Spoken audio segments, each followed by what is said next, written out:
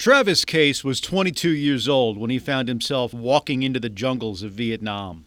Now, some 50 years later, he's one of many who walks into the Central Arkansas Library's Butler Center for Arkansas Studies to, in effect, go back. My stomach's churning and my mind, my head's spinning, and I'm thinking, what's an old boy from Ball Knob doing over here in this country about to shoot at somebody? This project is a massive effort to record and archive the Vietnam experience as seen through the eyes of everyday Arkansans. What they share is real and as raw as the war can get. It was a horrible night. We had several killed. We killed several of the enemy. When the sun came up the next day, we had 23 bodies, not GIs, but other people. They brought a small dozer in there, dug a mass grave, and pushed those bodies in there. Now, you talk about something that will strike your emotion. It really gives the people, I think, not only a better understanding of the war as a whole, but the impact of the war on individual Arkansans. Brian has painstakingly logged hundreds of hours of interviews. As long as there's somebody willing to talk, I'm willing to listen. But from time to time, he hears, "Brian, I left Vietnam in 1967. I don't want to go back to it." But those who do become part of the project for generations to discover.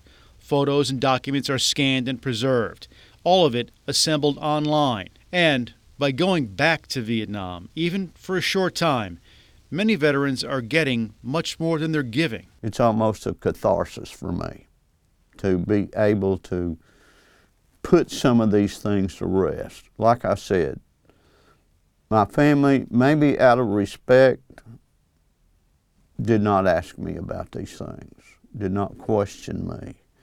They welcomed me home.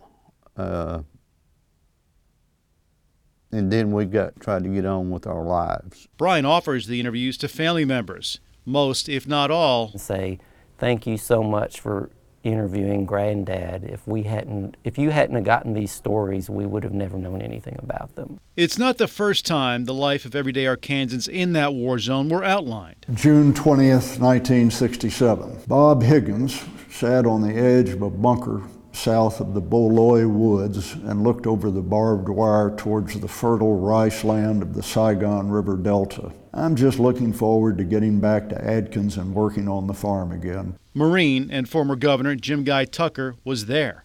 A misdiagnosed medical condition sidelined him from active duty after finishing up at Quantico. So he made his own way there. There's a certain level of insanity involved, bad judgment. But it was something I just part of me that wanted to go see it and do it, and I did. In 1968, he put it all in a book, Arkansas Men at War. And make no mistake, these are not after-action sit-downs. I went on patrol with a group out of near Da Nang, just south of Da Nang. We hit a minefield out there, and one of the Marines was severely wounded, and they got him up on a tank, but he was the one I was interviewing. A place called Hill 327, which was south of Da Nang, which is where the Marines' main base was.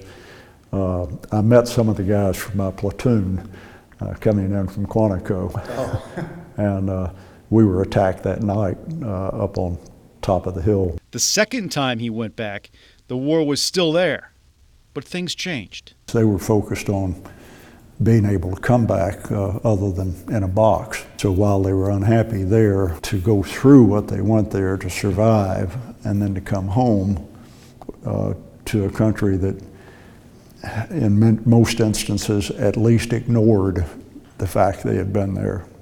There weren't any. I never saw many thank yous handed out back here to anybody. The politicians hung us out to dry. And around 52,000 men and women whose names are on those walls in Washington, D.C., I think they would agree with me. While you can't put a value on any life lost in Vietnam, the value of being there, it seems, is priceless too. I'm delighted that I had the opportunity to do this. I saw a lot of terrible things, but sometimes that helps shape your mind for other things that come along. Here's the deal. I would not take $1 million for that experience.